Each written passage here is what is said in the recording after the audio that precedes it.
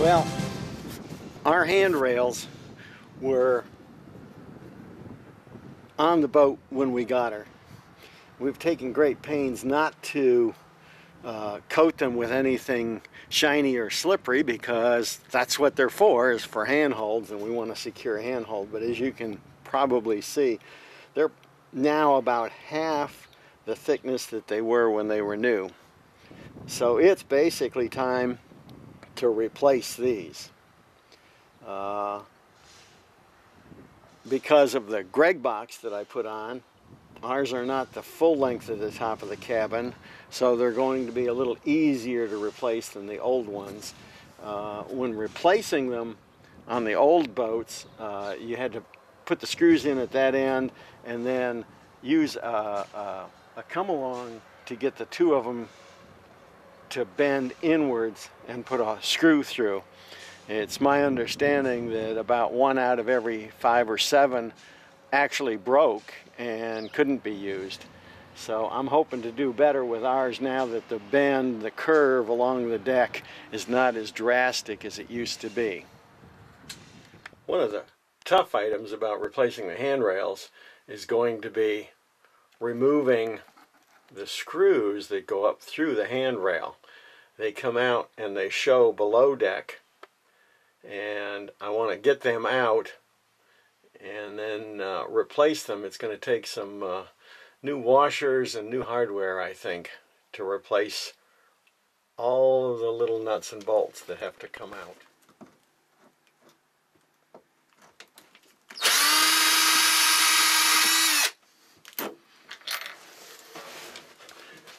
Well, most of them came out easy so far, but one of the problems that I'm facing right now is the trim wood that I've added around the cabin knees.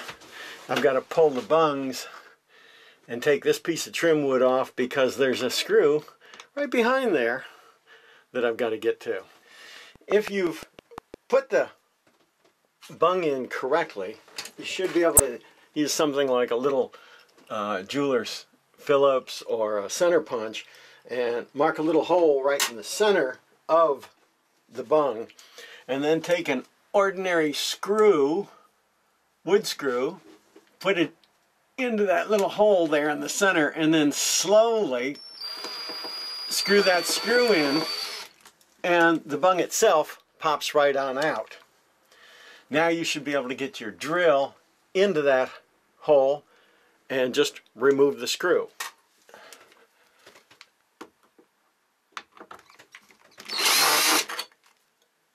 And there it is. And now I should be able to get easily to this last little screw there. I think I have loosened all of the screws from the inside. So now it's time to, yep. So they're still sticking up through, but they're out of the bolts there. And that's one off. Well, now that I've got this back to our shoreside facility, I thought I'd show it to you. Take a look at this. This is the old handrail that I just took off. And this is the new handrail that will replace it. Quite a big difference. What I did is I took my caliper here, and let's take a look at this. If I go ahead and measure this one, you'll see that it's about 0.73 inch. Now if I take the new handrail and measure it, it's 1.04 inch. That's quite a bit of difference. Originally, I wanted to replace all of the nuts and bolts, but it turns out 3.5 inch long round head machine screws at 1/4 20 are very hard to find and very dear when you do find them. So the idea here is to clean up the old ones and see if I can't reuse them. I chucked up an abrasive nylon wheel to gently clean the threads.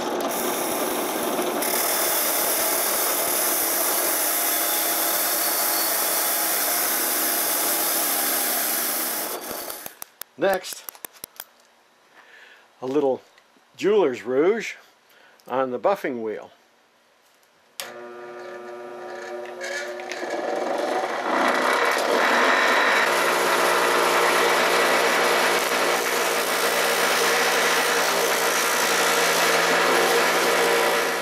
And then give each head a quick dip in penetrol. Instead of varnish, we've done this with other brass and bronze items that we've used, and even outside in the elements it tends to keep very well, we think better than varnishing. After I took the old handrails off, there was a possibility of rain for a couple of days, so I used a little dolphinite to plug the holes and a little blue tape. So today I'm here to go ahead and measure for the first hole. Now I'm only going to measure for one hole today, and I'll measure for the other holes after I get that one drilled. Now the tricky part here is I want to make sure that wherever I drill the first hole, it doesn't come up on the flat up here, the curve. I want it to come up through the top so that the bung goes in carefully, and I want to make sure that the aft end does the exact same thing. I don't want, if I go too far back on this first one, then the aft one would show up on the curve. If I go too far aft, then the front one would show on the curve. So I've checked the back, and I now mark this one, which is going to show up aft on the back. Now to take this back and drill the holes.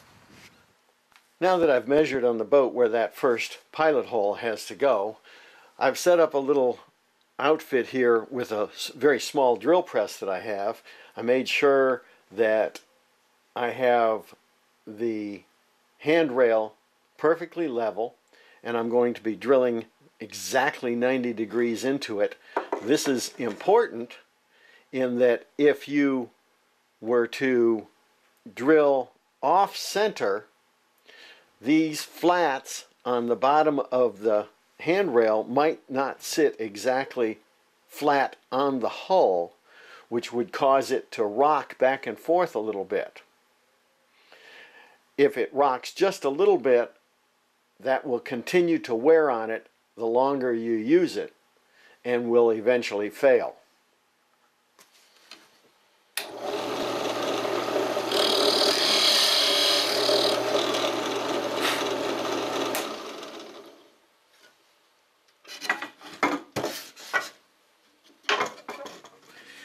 Now, for cleaning off the outside of the boat, the sealant and bedding compound that was left on from when the old handrails were on, I still have the holes here, and I'm going to clean that off on the outside, but I wanted to make sure that I covered up all of the wood on the inside so that if any of the alcohol or any of the solvents that I'm using on the outside should seep down into the boat, I want to make sure that they're kept away from the very nice wood that Jill managed to varnish so beautifully. I made a special tool here. I had an old broken hacksaw blade that was not much good for any other usage. I took the hacksaw blade, put a pop rivet that would just fit in one end and went ahead and shot the pop rivet. Then I took the piece of the pop rivet that broke off, used it with a mallet to punch out the piece that stayed in, and buried it in so that I had about a 1/4 inch sticking out of the top with a nice long piece sticking out of the bottom. Turned it over and epoxied that in place like that. What that allows me to do is to center the first hole with a standard bolt, and then I put this down into the hole where the second hole is with just the 1/4 inch on top, and it allows me to swing this left and right just a little bit, just enough to score a mark underneath on the flat of the handrail so that I know exactly where each hole will be when I flip it over and take it to our shoreside facility and drill it out. So I take my special tool, put it in the hole, pull it 90 degrees so that it doesn't go to the back of the hole or the front of the hole, which would give me an incorrect measurement, and then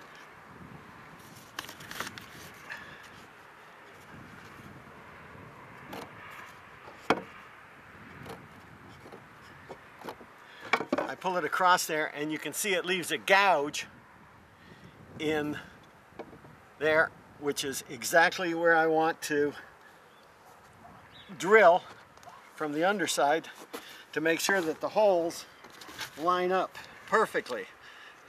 This hacksaw was taught to me by an old metalsmith chief when I was in the Navy. He would use 2 hacksaws, rivet them together on one end, put a rivet in one facing down on the other end, so that when 2 pieces of metal came together, you'd put the rivet through the bottom one, put the top hacksaw blade over the top one, and it showed you exactly where to drill your hole to match up the two with the 2 sheets facing each other.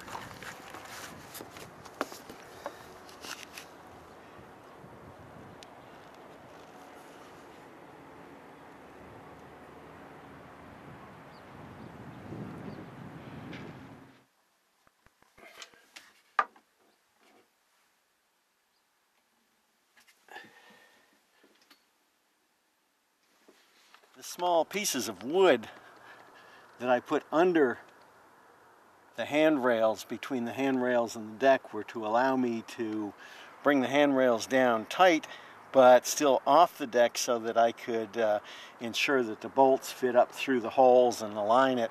As I moved these over, I had to pull them over. They have a curve to them, a bend to them, so I would put one in, then bend it, put one in, pull it, put one in, pull it over. I used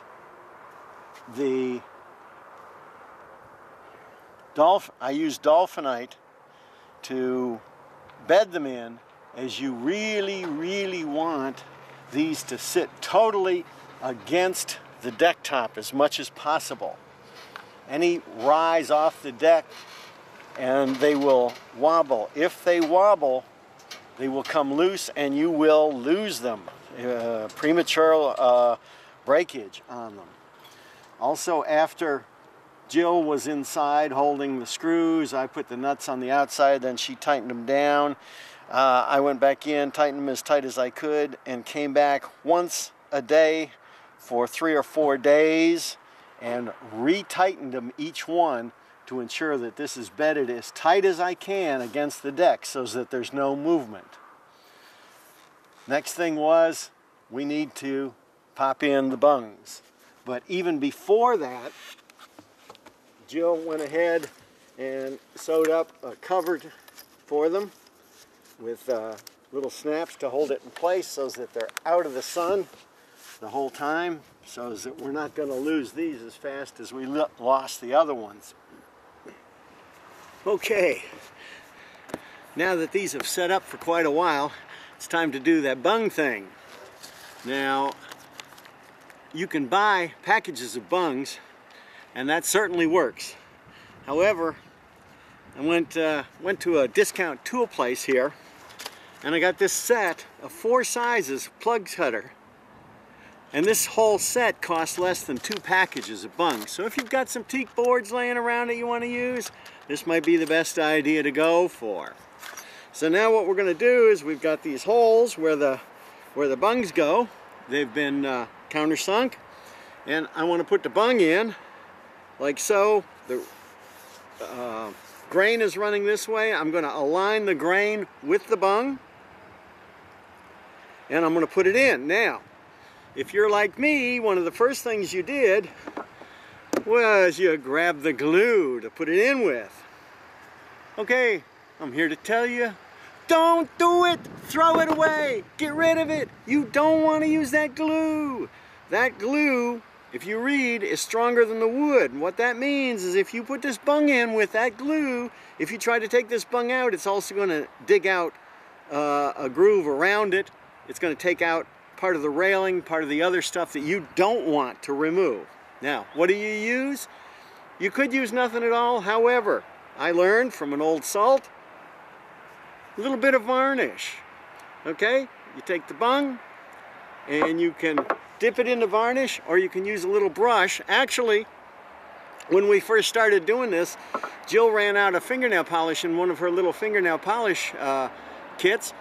I took that, rinsed it out with acetone real well, filled it up with varnish. We use that all over the boat. We go from spot to spot. If we see a ding or a nick that we want to cover up, we use that. And so that's what we put on the bung before we put it in. Okay, I might also note that I took on a small sander and I beveled the end that's going to go into the hole just a little bit. It makes it just a little easier to get into the hull. Now, rather than go ahead and brush it on, I'm just going to dip it a little bit, get a little bit of that varnish on there.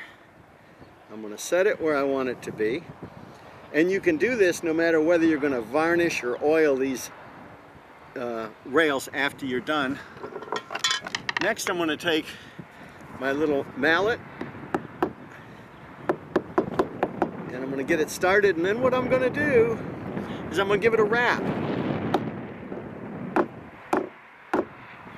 Okay? Now that's set the bung deep into there. It's expanded the bung a little bit, so the varnish is just sort of holding it in place. I'm going to do that again to this next one here.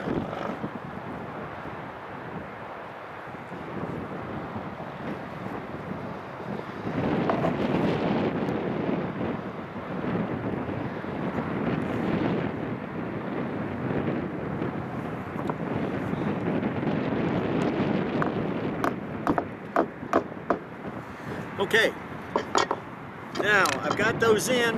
What I'm going to do now is I'm going to let them set and set up for at least 24 hours. Then I'm going to come back with my trusty chisel, and I'm going to use my chisel to take the top proud part off, maybe a couple of small slices to get that big chunk off. Then I'm going to come back with fine sander and sand them off. I'm not going to go into how to use a chisel. Go on YouTube. There are bunches of videos on how to use them, sharpen them, do all kinds of stuff. At any rate, when you're done, you're done. Your new handrails are on, and they're now solid as they can be. Good luck on doing your own. And enjoy it. It's kind of fun.